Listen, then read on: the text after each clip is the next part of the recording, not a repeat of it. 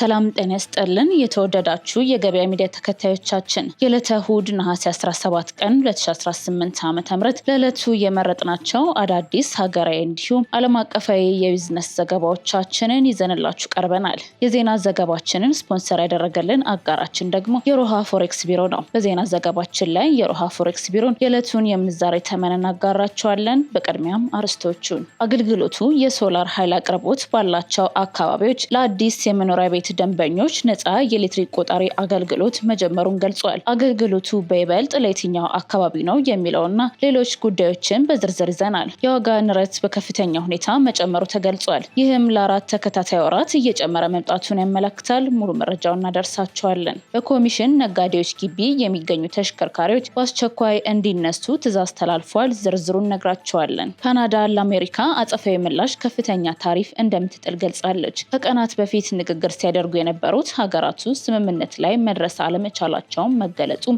ወደ እናንተ የምናደርሰው ሌላው መረጃችን ነው። ወደ ዜናዎቹ አለፍን። አዲሱን ዓመት በአዲስ ቤት ድሪም ቢልደርስ ሪል ስቴት ባለፉት ዓመታት 6 ትላልቅ ፕሮጀክቶችን በስኬት በማጠናቀቅ የብዙዎችን የቤት ህልም እውን አድርገናል። አሁን ደግሞ በከተማችን ለኑሮ ተስማሚ በሆነችው ሲኤምሲ በሀገራችን የመጀመሪያ የሆነውን ባለ 5 ኮከብ ኮምፓውንድ አፓርትመንቶችን በሽያጭ ላይ ነን። አዲሱን ዓመት ምክንያት በማድረግ 25% ቅድመ ክፍያ ጀምሮ ለሚከፍሉ ደንበኞቻችን ከ7% እስከ 30% የሚደርስ ልዩ የበዓል ቅናሽ አዘጋጅተናል። ቤቶቻችን ባለ 1 መኝታ ከ720 ሺህ ብር ቅድመ ክፍያ ጀምሮ፣ ባለ 2 መኝታ ከ1.1 ሚሊዮን ብር ቅድመ ክፍያ ጀምሮ፣ ባለ 3 መኝታ ከ1.4 ሚሊዮን ብር ቅድመ ክፍያ ጀምሮ ቀሪውን ክፍያ ያለምንም የዋጋ ጭማሪ በግንባታ ሂደት መሰረት በተመቻቸ ሁኔታ ይከፍላሉ። በዚህ ኮምፓውንድ ውስጥ 2 የመዋኛ ገንዳ፣ ዘመናዊ ጂምና ስፓ፣ ለልጆች ኢንዶር ኤንድ አውትዶር ፕሌይግራውንድ፣ ባስኬትቦል ኮርትስ፣ የህፃናት ማቆያ ወይም ዴይ ኬር፣ የመሮጫና የሳይክል ትራክ በውስጡ አዋህዶ የያዘ ድንቅ የመኖሪያ መንደር ነው።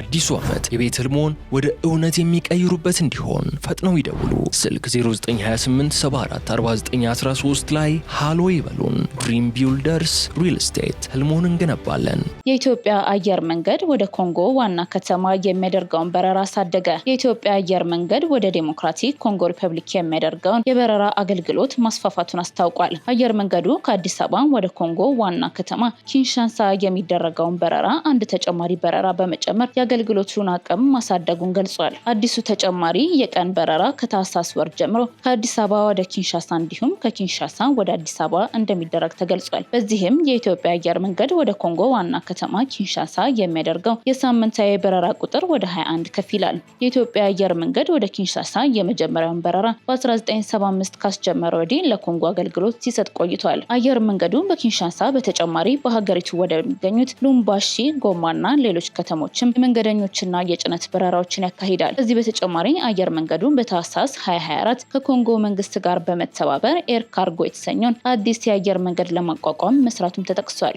የበረራ አገልግሎቱ መስፋፋት የኢትዮጵያ አየር መንገድ በቪዥን 2035 ስትራቴጂ ስር በአፍሪካ በርካታ የአየር ማዕከላትን ለመመስረት ከያዘው እቅድ መካከል ነው።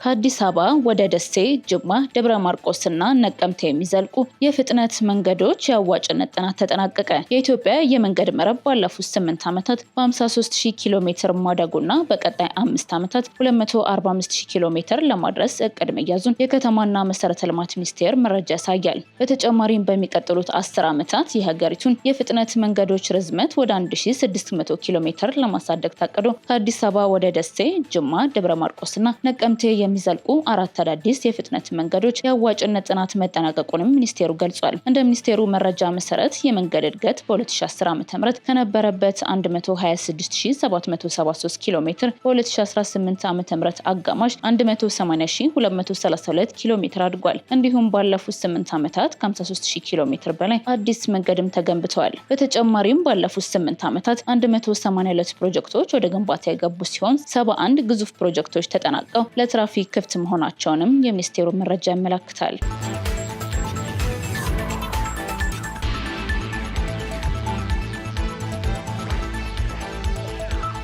የዋጋ ንረት በሐምሌ ወር 15.3 በመቶ ከፍ ማለቱ ተገለጸ። በኢትዮጵያ ዓመታዊ የዋጋ ንረት በሐምሌ ወር 2018 ዓ.ም ወደ 15.3 በመቶ ከፍ ብሏል። ይህም በሰኔ ከተመዘገበው የ13.9 በመቶ የ1.4 በመቶ ጭማሪ ሲሆን የዋጋ ንረቱ ለአራተኛ ተከታታይ ወር መጨመሩን ያሳያል። የሐምሌ ወር የዋጋ ንረት ከጥር 2017 ዓ.ም ወዲህ ከፍተኛው ደረጃ ሆኗል። በተለይም የምግብ ዋጋ በሐምሌ ወደ 15.7 በመቶ ከፍ ሲል በሰኔ ወር ይህ አሃዝ 15.1 በመቶ ነበር። የሐምሌ የምግብ ዋጋ ጭማሪ ከጥር 2017 ወዲህም በተመሳሳይ መልኩ ከፍተኛ መሆኑ ተገልጿል። የምግብ ዋጋ ጭማሪ የዋጋ ንረቱን 39.4 በመቶ ይሸፍናል። በመቀጠልም የስጋ ዋጋ 21.6 በመቶ፣ የዘይትና ቅባት ዋጋ ደግሞ 20.3 በመቶ ጨምሯል። እንዲሁም የፍራፍሬ፣ የወተት ተዋጽኦና ሌሎች የምግብ ምርቶችም ዋጋ በአጠቃላይ 18 በመቶና ከዚያ በላይ ጨምረዋል። ከምግብ ውጭ ያሉ ሸቀጦችና አገልግሎቶች የዋጋ ንረት ደግሞ በሐምሌ ወር ወደ 14.8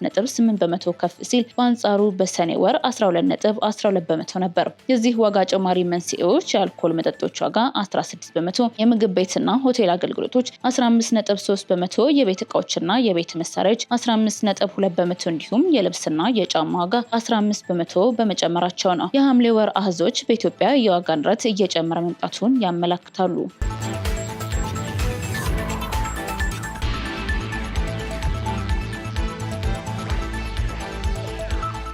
ህገወጥ ግንባታ በፈጸሙ 892 ተቋማትና ግለሰቦች ላይ ህግ እርምጃ ተወሰደ። የአዲስ አበባ ከተማ ደንብ ማስከበር ባለስልጣን በ2018 በጀት ዓመት ህገወጥ ግንባታ በፈጸሙ 892 ተቋማትና ግለሰቦች ላይ ህጋዊ እርምጃ መውሰዱን ገልጿል። ባለስልጣኑ በማሳወቅ በክትትልና በቁጥጥር ስራው የደንብ ጥሰቶችን በ81 በመቶ በመቀነስ መቻሉንም ገልጿል። ተጠያቂ ከተደረጉት መካከል 6082 ተቋማትና ግለሰቦች የደረቅና ፍሳሽ ቆሻሻ አወጋገድ ደንብን መጣሳቸው ተጠያቂ ተደርገዋል። 1690 የሚሆኑት ደግሞ የአዋኪ ድርጊት ፈጻሚዎች በህግ እንዲጠየቁ መደረጋቸውንም ሪፖርተር ጋዜጣ አስነብቧል። እንዲሁም 112646 ህገወጥ ማስታወቂያዎች እንዲወገዱና 2107 ሰዎች ህገወጥ የመንገድ አጠቃቀም በፈጸሙበት ጉዳይ ህጋዊ እርምጃ ተወስደባቸዋል ተብሏል። ከ12 ሚሊዮን ካሬ ሜትር በላይ የሚሆኑ 6783 ቦታዎችም በመሬት ባንክ ስር ጥበቃ እየተደረገላቸው ይገኛል። ባለስልጣኑ ከ8000 በላይ ፓራሚሊተሪ ኦፊሰሮች እንዳሉትና በ2019 በጀት ዓመትም ተጨማሪ 2000 ለመቅጠር እንዳቀደም ተገልጿል።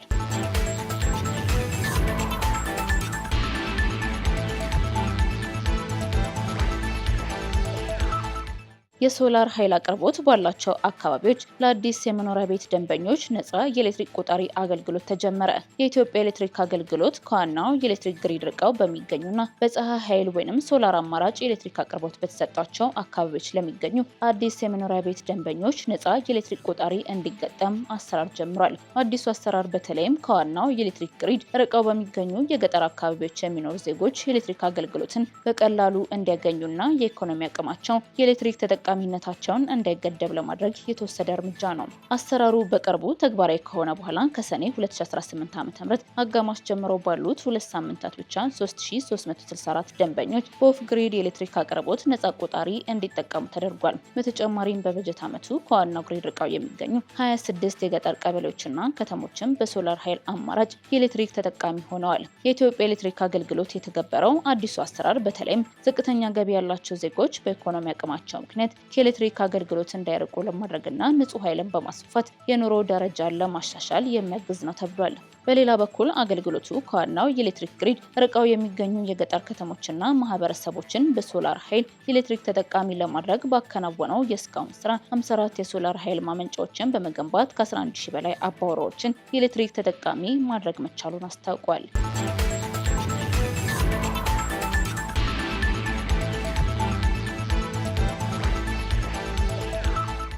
የገቢዎች ቢሮ በኮሚሽን ነጋዴዎች ግቢ የሚገኙ ተሽከርካሪዎች በአስቸኳይ እንዲነሱ አዘዘ። የአዲስ አበባ ገቢዎች ቢሮ በተሽከርካሪ ኮሚሽንና አገናኝነት ስራ ላይ የተሰማሩ ነጋዴዎች የሻጮችን ተሽከርካሪዎች በድርጅታቸው ቅጥር ግቢ አከማችተው መሸጥ በሕግ የተከለከለ መሆኑን በመግለጽ በግቢያቸው የሚገኙ መኪኖችን በአስቸኳይ እንዲያነሱ ጥብቅ ትዕዛዝና ማስጠንቀቂያ አስተላልፏል። ቢሮ ያስተላለፈውን ጥብቅ መመሪያ ተከትሎ በአሁኑ ወቅት በአዲስ አበባ ከተማ የሚገኙ አብዛኞቹ የኮሚሽን ነጋዴዎች ተሽከርካሪዎችን ከግቢያቸው እያወጡ ይገኛሉ። ካለፉት 2 ቀናት ወዲህ በታክስ ባለስልጣኑ የተላለፈው ይህ መመሪያ በተግባር መሬት መውረድ መጀመሩን ካፒታል ጋዜጣ አስነብቧል። ጉዳዩ የሚመለከታቸው ነጋዴዎች በበኩላቸው ውሳኔው አግባብ እንዳልሆነና በስራቸው ላይ ተጽዕኖ እንደሚያሳድር ቢገልጹም የተላለፈውን መመሪያ በማክበር ተሽከርካሪዎቹን ከግቢያቸው በማውጣት ላይ እንደሚገኙ አስታውቀዋል። የታክስ ባለስልጣኑ ከቀናት በፊት ይፋ ባደረገው መመሪያ መሰረት በፌዴራል የገቢ ግብር አዋጅ ቁጥር 979/2008 ማንኛውም ግብር ከፋይ ባገኘው ገቢ መጠን ልክ ህጋዊ ግብር የመክፈል ግዴታ አለበት። በተጨማሪም በተሻሻለው የተጨማሪ እሴት ታክስ አዋጅ ቁጥር 1341/2017 ህግ መሰረት የአቅርቦት ቦታ የሚባለው የእቃ ወይንም አገልግሎት አቅራቢው የንግድ መደብር፣ መጋዘን ወይንም የእቃ ማሳያ ቦታ መሆኑን በግልጽ ተደንግጓል። ይህንን ተከትሎ ቢሮ በተሽከርካሪ ንግድና አስመጭነት ዘርፍ የተሰማሩ ህጋዊ ነጋዴዎች ብቻ ናቸው የራሳቸውን ንግድ በሚያከናውኑበት ቦታ ህጋዊ ቦታ ላይ ሽያጭ ማከናወን የሚችሉት በማለት አስጠንቅቋል። በተቃራኒው በኮሚሽን ወይንም በአገናኝነት የተሰማሩ ወገኖች ገዥና ሻጭን በማገናኘት የሚገባቸውን ክፍያ መቀበል ሲገባቸው የሻጭን መኪና በድርጅታቸው ግቢ አከማችተው መሸጣቸው ያለ ንግድ ፍቃድ መስራትና የመንግስትን ታክስ በአግባቡ እንዳይሰበሰብ ማገዝ እንደሆነ ባለስልጣኑ አስረድቷል። ይሁን እንጂ የኮሚሽን ድርጅቶች ማስጠንቀቂያው በደረሳቸው ቀናት ውስጥ በግቢያቸው ውስጥ የሚገኙ ተሽከርካሪዎችን በሙሉ ማስወጣትና ማንሳት እንዳለባቸው ቢሮ አመልክቷል። ይህ ሳይሆን ቢቀር ግን ባለስልጣኑ በታክስ አስተዳደር አዋጅ መሰረት የንግድ ድርጅቱን የማሸግና ሌሎች ህጋዊ እርምጃዎችን ለመውሰድ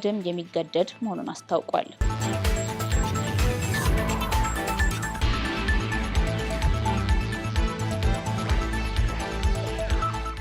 ካናዳ ለአሜሪካ አጸፋዊ ምላሽ ከፍተኛ ታሪፍ እንደምትጥል ገለጸች። የካናዳ ጠቅላይ ሚኒስትር ማርክ ካርኒ አገራቸው ከአሜሪካ በሚያስገቧቸው ብረታ ብረት፣ የወተት ተዋጽኦዎች፣ ኤሌክትሮኒክስና ሌሎች ምርቶች ላይ ለአሜሪካ አጸፋዊ ምላሽ ታሪፍ እንደምትጥል አስታወቁ። አዲሱ ታሪፍ ከመስከረም 8 ቀን 2026 ጀምሮ ተግባራዊ ይሆናል። ካርኒ ይህንን የገለጹት ዋሽንግተን በ20 ቢሊዮን ዶላር የሚገመቱ የካናዳ ምርቶች ላይ 50 በመቶ ታሪፍ ከጣለች በኋላ ነው። ካርኒ ካናዳ የካናዳን ሰራተኞች፣ ገበሬዎች፣ ቤተሰቦችና ንግዶችን ለመጠበቅ አሜሪካ የጣለችውን አዲስ ታሪፍ ዶላርን በዶላር ትመልሳለች ብለዋል። የካናዳ ውሳኔ የመጣው ለቀናት ሲካሄድ የነበረው የአሜሪካና የካናዳ የንግድ ድርድር አርብ ዕለት መጨረሻ ላይ በመክሸፉ ነው።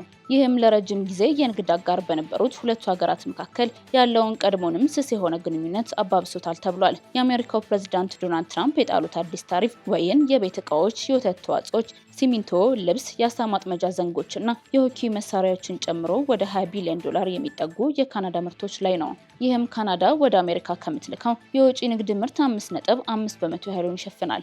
ዶናልድ ትራምፕ ካናዳ የአሜሪካ ገበሬዎች ላይ ለዓመታት ከፍተኛ ታሪፍ ስትጥል እንደነበር ገልጸው ከእንግዲህ ግን አይሆንም ሲሉ ተናግረዋል። ካርኒ በምላሹ የአሜሪካና የካናዳ ድርድር የተቋረጠው ትራምፕ ያቀረቧቸው አዳዲስ እቅዶች ለካናዳ ኢኮኖሚ የማይጠቅሙና ተቀባይነት የሌላቸው በመሆናቸው ነው። ያቀረቡልንን መቀበል አንችልም፣ የጠየቁትንም አንሰጥም ሲሉ ካርኒ ተናግረዋል። እንደ ካርኒ ገለጻ የአሜሪካ ተደራዳሪዎች ከሌሎች አገራት ጋር አዳዲስ የንግድ ስምምነቶችን የመፈጸም አቅሟን እንድትገድብ የሚጠይቁ ሁኔታዎችንም አቅርበዋል። ዝርዝር የታሪፍ መረጃውን በሚቀጥሉት ቀናት ይፋ እንደሚደረግም ገልጸዋል። ካናዳ በአዲሱ የአሜሪካ ታሪፍ ለሚጎዱ ኢንዱስትሪዎች የድጋፍ ፕሮግራሞችን በሚቀጥሉት ሳምንት እንደምታስታውቅ ገልጸዋል። የአሜሪካ አዲሱ ታሪፍ በካናዳ ኢኮኖሚ ላይ ከፍተኛውን ተጽዕኖ ያሳድራል ተብሎም ይጠበቃል። ቢሆንም ካናዳ ከእስያና ከአውሮፓ ሀገራት ጋር አዳዲስ የንግድ ግንኙነቶችን ለማጠናከር እየሰራች ነው ተብሏል።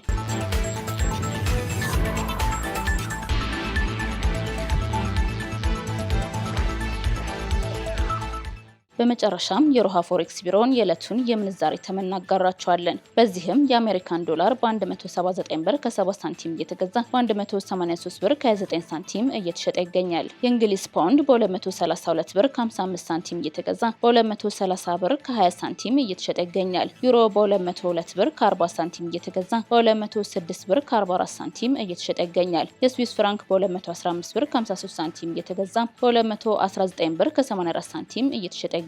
የደቡብ አፍሪካ ራንድ በ9 ብር ከ13 ሳንቲም እየተገዛ በ9 ብር ከ31 ሳንቲም እየተሸጠ ይገኛል። የአረብ ኤምሬትስ ድርሃም በ47 ብር ከ85 ሳንቲም እየተገዛ በ48 ብር ከ80 ሳንቲም እየተሸጠ ይገኛል። የአውስትራሊያ ዶላር በ115 ብር ከ77 ሳንቲም እየተገዛ በ118 ብር እየተሸጠ ይገኛል። የሳውዲ ሪያል በ46 ብር ከ65 ሳንቲም እየተገዛ በ47 ብር ከ58 ሳንቲም እየተሸጠ ይገኛል። የቻይና ዩዋን በ24 ብር ከ85 ሳንቲም እየተገዛ በ25 ብር ከ34 ሳንቲም እየተሸጠ ይገኛል።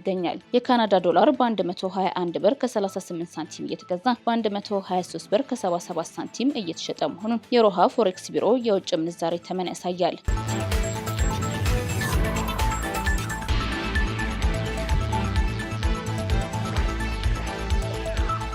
ውድ የገበያ ሚዲያ ተከታታዮቻችን ለዕለቱ የመረጥናቸው የአገር አቀፍና ዓለም አቀፍ የቢዝነስ ዘገባዎቻችን እነዚህን ይመስላሉ። መልካም ቀን ይሁንላችሁ። አዲሱን ዓመት በአዲስ ቤት ድሪም ቢልደርስ ሪል ስቴት ባለፉት ዓመታት 6 ትላልቅ ፕሮጀክቶችን በስኬት በማጠናቀቅ የብዙዎችን የቤት ህልም እውን አድርገናል። አሁን ደግሞ በከተማችን ለኑሮ ተስማሚ በሆነችው ሲኤምሲ በሀገራችን የመጀመሪያ የሆነውን ባለ 5 ኮከብ ኮምፓውንድ አፓርትመንቶችን በሽያጭ ላይ ነን። አዲሱን ዓመት ምክንያት በማድረግ 25% ቅድመ ክፍያ ጀምሮ ለሚከፍሉ ደንበኞቻችን ከ7% እስከ 30% የሚደርስ ልዩ የበዓል ቅናሽ አዘጋጅተናል። ቤቶቻችን ባለ 1 መኝታ ከ720 ሺህ ብር ቅድመ ክፍያ ጀምሮ፣ ባለ 2 መኝታ ከ1.1 ሚሊዮን ብር ቅድመ ክፍያ ጀምሮ፣ ባለ 3 መኝታ ከ1.4 ሚሊዮን ብር ቅድመ ክፍያ ጀምሮ ቀሪውን ክፍያ ያለምንም የዋጋ ጭማሪ በግንባታ ሂደት መሰረት በተመቻቸ ሁኔታ ይከፍላሉ። በዚህ ኮምፓውንድ ውስጥ 2 የመዋኛ ገንዳ፣ ዘመናዊ ጂምና ስፓ፣ ለልጆች ኢንዶር ኤንድ አውትዶር ፕሌይግራውንድ፣ ባስኬትቦል ኮርትስ፣ የህፃናት ማቆያ ወይም ዴይ ኬር፣ የመሮጫና የሳይክል